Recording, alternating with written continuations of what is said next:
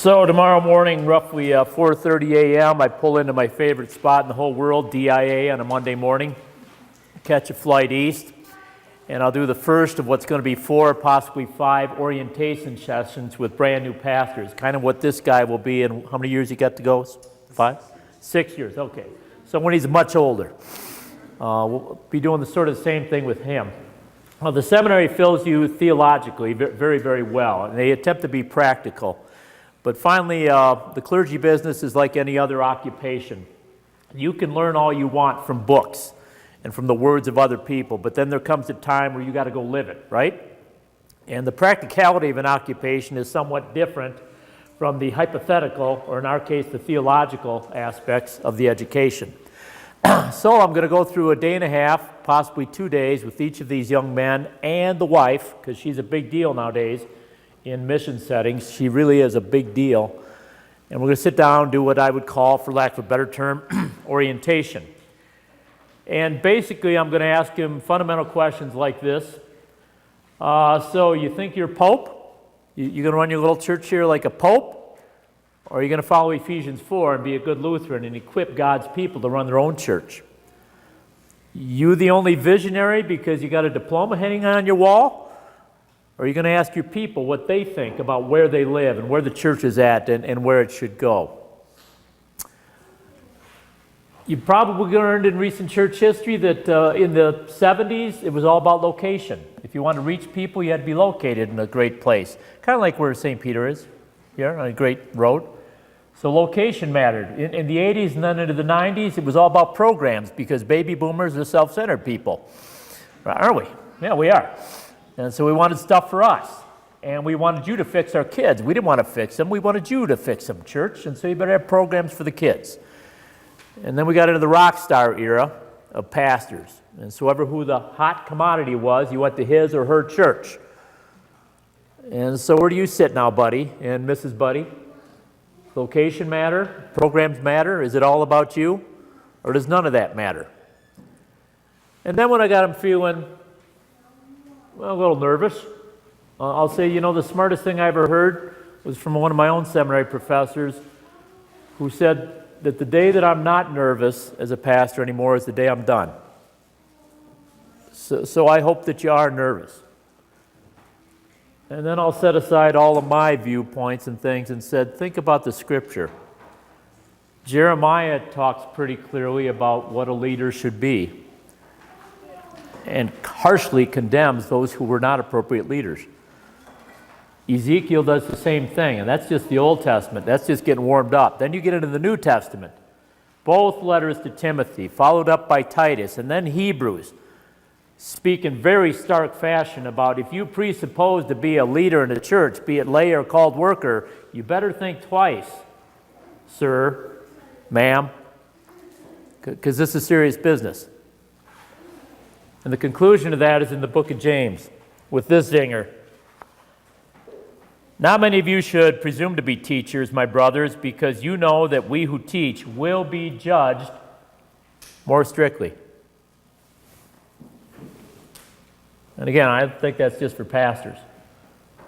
Every time you pick up a Sunday school lesson and say, tomorrow morning I'm going to function and I'm going to teach children, that passage has got to be in mind. If you're the leader of a youth group, boy, they're sharp. And they will fact check you, right? And if you're going to teach a youth group, you better think about that passage. Certainly if you stand here, you got to think about that passage, which forces all of us to think, as the question suggests in the worship folder, who's leading?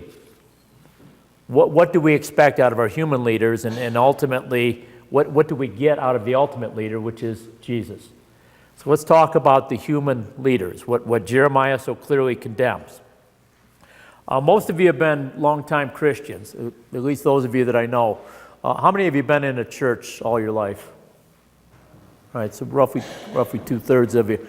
How many of you ever been in a situation where there was not a good leader in the church? Don't be bashful. We're not talking about Joel, all right? He's a good friend of mine, okay? Okay, so you've been in those situations, right? And it's messy, right? And it gets ugly sometimes. And you look up to heaven and say, Lord, what's going on here? I would just suggest to you that when that happens, This is nothing new. The church is far from perfect. It's made up of weak human beings, and that would include the leaders, and that would include not just the New Testament era, but back in the Old Testament. So look again at these first 4 verses. This is God talking about those who said, we will be leaders, and really were appointed to be leaders in the Old Testament church. Woe to the shepherds who destroy and scatter the sheep of my pasture, declares the Lord. This is what the Lord, the God of Israel, says about the shepherds who shepherd my people.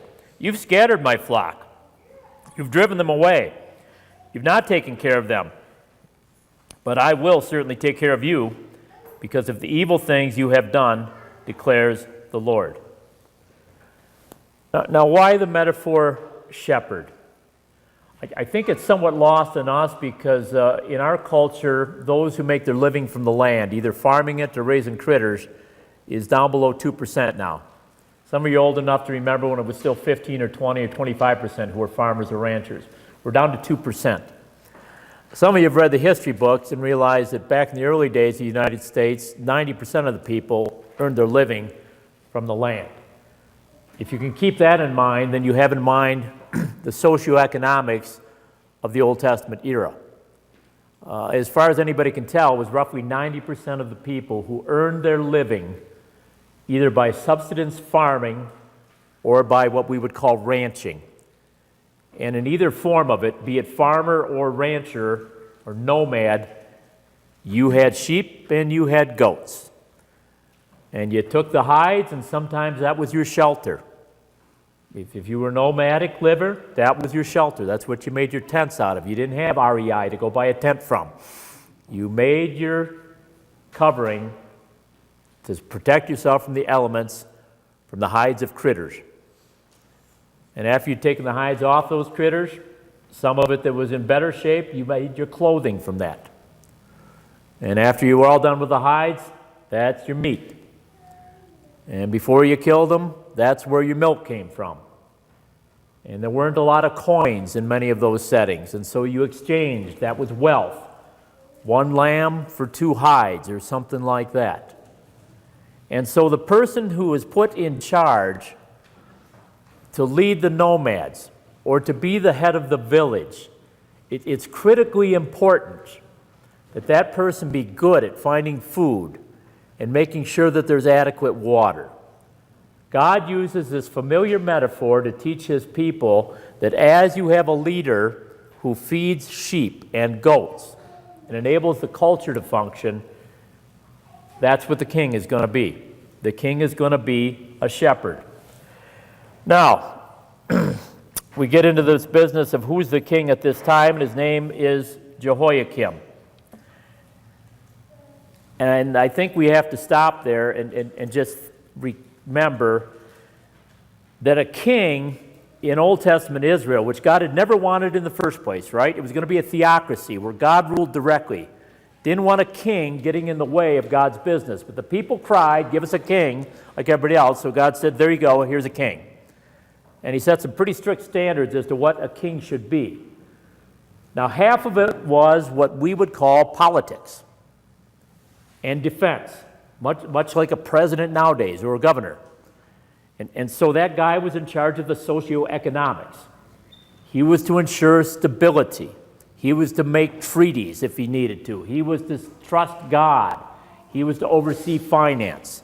He was to protect God's chosen people, Israel. So as goes the shepherd, so goes the flock physically. Pretty much like our leaders today. But a secondary aspect, which we do not ask of in leaders in the United States, though every one of them, when there's a tragedy, will say things like, our prayers go out to you, and may God bless the United States of America, right? But ultimately, we do not require of that leader that they would be a spiritual head. In Old Testament Israel, that was very much a spiritual position. It was not just the priests functioning down at the temple. It's not just the Levites. The king himself was supposed to be a spiritual entity that people could look up to and said, there's a little glimmer of what Messiah would be like and what God is like in the king himself. Got that in clear? He is a political figure, and he is also a spiritual figure. And now we get to this guy by the name of Jehoiakim, one of the last kings of whatever was left of Israel, and it's just the two tribes at this point, what we would call Judah. Only two tribes, and they're down to their last few years, and he's one of the most rotten of all kings. He dealt with politics by cutting deals with two superpowers, Egypt to the south, Assyria to the north, and said, rather than trusting God, I'm going to pay him off. I'll pay off the superpowers and leave us alone. That meant higher taxes. Sound familiar? Okay, when you don't know what else to do, tax the people. That'll keep us safe. Worse than that, he was supposed to be a spiritual leader. He was supposed to be a spiritual leader. And yet the Bible depicts his era as being rife with what we would call syncretism, fancy way of saying, we'll still go down to temple, we'll still bring our offerings, we will do the rituals, we hate this liturgy, we can't stand it, we don't know if we believe in God, but we'll walk through the process. Kind of like Lutherans do sometimes with a liturgy. I don't know, stand up, sit down, get through it. That was going on. There's no heart in the worship of the true God at the right place down at the temple. They're just going through the motions. And on top of that, syncretism means to blend the worship of the true God with the worship of other entities. So here's what's going on in the city where the temple was. There's open idolatry. Probably not at the temple, but everywhere else in Jerusalem there's open idolatry. Worse than that, there's worship up in those hills. Jerusalem's in a hilly place. And so you go outside the city, kind of like we do nowadays, and we say, I'm going up to the mountains, going to worship God. No, you're not. You're going to listen to country western music and contemplate the trees. That's all you're doing up there, really, probably. Right? So back in those days, they went to nature, too, to worship God. Only you worship God by all sorts of deviant sacrifices, up to and including a child. And you worship God not by rituals and rites, but by making use of a shrine prostitute. So this is not the heathen living around Israel, this is Israel itself, permitted by the king, and the king is a chief participant. Does it make sense now why God says in that era, woe to you shepherds, specifically you king? You've not only not led the people in a good way, you've led them in a deviant way. You've not only not benefited them, you have harmed them physically and spiritually. Now, the Old Testament is descriptive for you and me. We are not the chosen people of God. We do not say our leaders must be a spiritual entity as well as a political entity. But it does cause us to simply stop and ask questions in a descriptive way. In the time in which we live, what do we expect of those who lead us? And forget the politics. Let's just talk right here. In a congregation and in a church body, what are the expectations? Do we even know what they are? Have we read through Jeremiah and Ezekiel, or more importantly, Timothy, Titus, Hebrews, and James? Do we even take the time to read? And when we do we even take the time to say, these are the expectations that we have of those under whom we will place ourselves? That's the human aspect of it. That's God making comments on how important it is to have good spiritual leaders. The important aspect of it would be the last few verses, where once God's got your attention saying, you need spiritual leaders, be it Old Testament or New Testament, he points then and he points now to the ultimate leader, which would be Jesus, and defines him as the perfect shepherd. Exactly what Mark was describing in the gospel when he says they were like sheep who didn't have a shepherd, but along comes Jesus and he is the shepherd.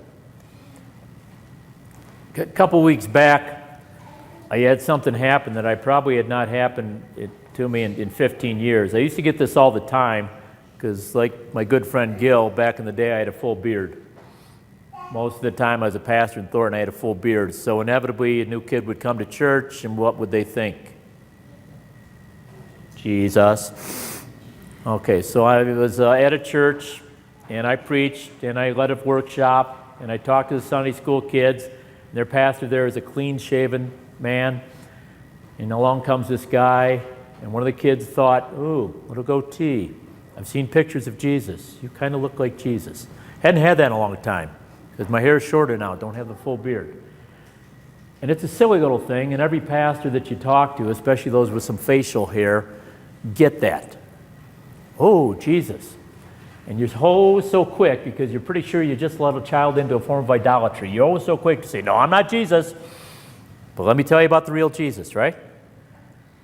Well, in an adult sort of way, that's what we're doing. We're transitioning away from this silliness where we attach our spirituality to flawed human beings, well-intentioned that they may be, these human leaders. We transition to Jesus as leader, and the last few verses are going to talk about that.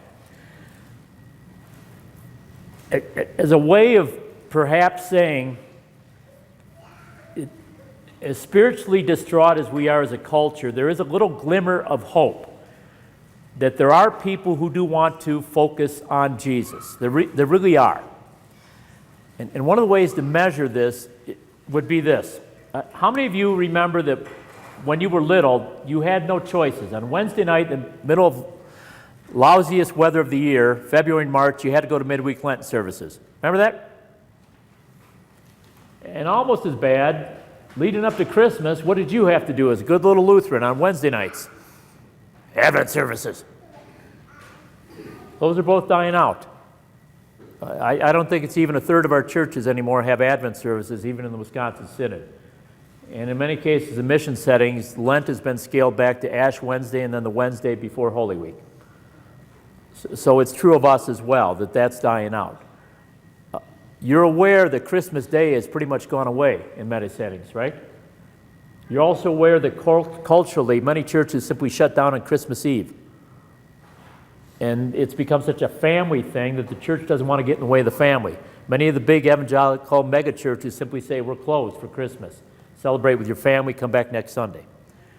And we are part of that too in the Wisconsin Synod. We have scaled back Christmas Eve services, believe it or not, in many settings, because it just is not seen as a spiritual time anymore. You hear all this stuff about invite people on Christmas Eve. That's when they're most likely to come visit with you. That is not necessarily true in many metropolitan areas. That's the bad news. Here's the good news, and it's weird. One of the services that people are attracted to nowadays, and Lutherans and Catholics should pay attention to this, is Ash Wednesday. Attendance is actually going up at those things. Last spring, I helped out at a church in Virginia, one of our new missions, and we did not have the greatest attendance on Easter Sunday, but on Good Friday, we had 3 times more people that show up than what we thought.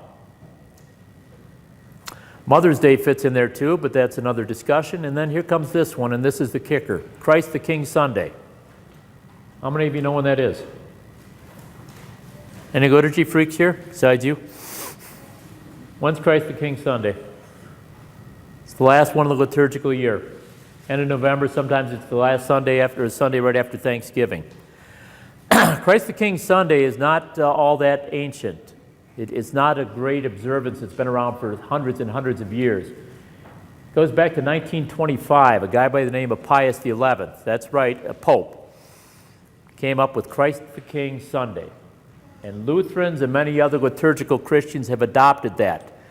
And they have said, on that last Sunday of the year that we focus on Jesus every Sunday of the year, let's really do it on the last Sunday of the year. And those churches that market it that way and invite that way, guess what they're finding out? The Sunday after Thanksgiving is not necessarily a dead Sunday. The first Sunday in December is not necessarily a dead Sunday, because culturally, in many respects, people are looking for a time when it can just be about Jesus. I don't care about your music. I don't care about your location, your programs. If you really got a Sunday where you're just going to talk straight up about Jesus, I'm inclined to come listen. Had you heard that before? This is nothing new. This didn't occur to Pope Pius. He just happened to implement something in which he said there should be a Sunday at the end of the year where we talk about Jesus and the ramifications of both physically and spiritually of who Jesus is. This goes all the way back into the Old Testament. where Jeremiah, in somewhat veiled language, is talking about Jesus. And what does he say? Verses 5 and 6. The days are coming, declares the Lord, when I will raise up for David a righteous branch who will reign wisely as king and establish justice and righteousness on earth. In his days Judah will be saved and Israel will dwell securely. This is the name by which he will be called, the Lord our righteousness. Look at the adjectives there and at the adverbs. They're important. He is called wisely, that he will reign wisely. In other words, he's informed. He's not making it up as he goes. He knows God's guidelines and God's perspective. He is called just. He does not lean one way or another based on, are you friendly to me? Are you wealthy? He is not discriminating. He is just. He is right. The scripture called him already in the Old Testament, he's right. He does not shift with morals and understanding of what's right and wrong. And then ultimately, the big one, he says, the Lord our righteousness. The Lord our righteousness. Jeremiah is saying the Messiah who is to come, well, the one that we call Jesus, would not simply show you what it's like to be godly. He would be God in your midst, flesh and blood. Here's why that matters. Have you read the book of Job recently? Or do you just kind of avoid that thing and say, you know, they argue mindlessly. Who needs that? If I want that, I'll turn on Fox News or CNN. Right? But they're arguing back and forth. What are they arguing about? Job, where did you mess up? You're guilty of something. I don't think so. I'm bad, but I'm not that bad. And it goes back and forth, right? And in his private moments, Job pleads with God, could I just get 5 minutes here? Can we just talk this out? What were you thinking? I was fairly well off. I didn't need to be that well off, but you took everything and my kids and my health, and even my wife saying commit suicide. What were you thinking, God? I just want 5 minutes with you, face to face. Pretty much the same thing that we all said. I'd like 5 minutes, Lord, whether openly or subtly. We have prayed that effectively. Show me you're real. Show me where to go. Tell me what to do. Tell me why things happen. So that was in the back of my mind because I read through Job this week. And then I was tripping down that godless pathway known as I-70 yesterday. And I'm stuck in traffic. And it doesn't matter when you get on I-70 in Denver nowadays, you're stuck in traffic. Even be 3 a.m., you're stuck in traffic. But yesterday was the afternoon, and I'm stuck, and there's some Western shop over there. And they've got Christmas in July sale. And I thought about that for a moment, because at the same time on the radio, there's an air conditioning joint that has the Christmas in July sale. And I'm thinking to myself, like many people think, really, Christmas in July? And then I stopped to think about it, why not Christmas in July? When you're not worried about decorations and everything else, why don't you just contemplate the meaning of Christmas in July, the real Christmas, not air conditioners and Western wear, but the real Christmas. And when you contemplate that, you get exactly what the book of Job is talking about. And what Jeremiah said, the Lord our righteousness in our midst. The shepherd who leads the sheep genuinely. The shepherd who cannot be accused of leading incorrectly because he's not capable of sinning. He doesn't sin, he didn't sin,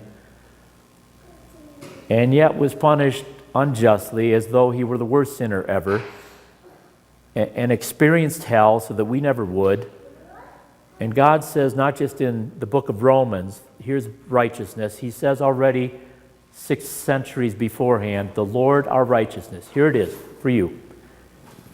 You're counted right because of how perfectly that shepherd lived and died and rose. Now that's a leader. And that's the one that God points to ultimately, both Old and New Testament, the one we call Jesus. Final thought. I have no idea of time because I lived in Grenada and I got rid of my watch. That was 12 years ago. You keep no time when you live on an island. But I'm thinking that we're pushing 8:45 here, right? So right about now, a good friend of mine is wrapping up his 9 o'clock worship service in the Midwest, and he's announcing to his congregation what he's going to do with that call that he's got. And I think he's probably going to accept it and go elsewhere. He's a good leader. He's blessed with good lay leaders. The church he's going to, I'm familiar with, they got good lay leaders. But when that happens, and you've had that happen here, where leaders have come and gone, right? You know how it hits you in the gut when you realize that this is real. And yet it's not the worst thing in the world that happens to a church, because it makes you sit down and think, what exactly is it that we want from spiritual leaders? Not just the guy up here every Sunday, but those who lead within the congregation. Don't wait till somebody gets a call or accepts a call to go elsewhere, or one of your key leaders moves elsewhere. Think about that right now. In view of Jeremiah, Jesus is the ultimate leader, unchanging. But think about the fact that we pray for good leaders, and when you got them, as you seem to have at St. Peter, boy, acknowledge that on a regular basis and give thanks to God that you do have those who demonstrate a little bit of Jesus in your life.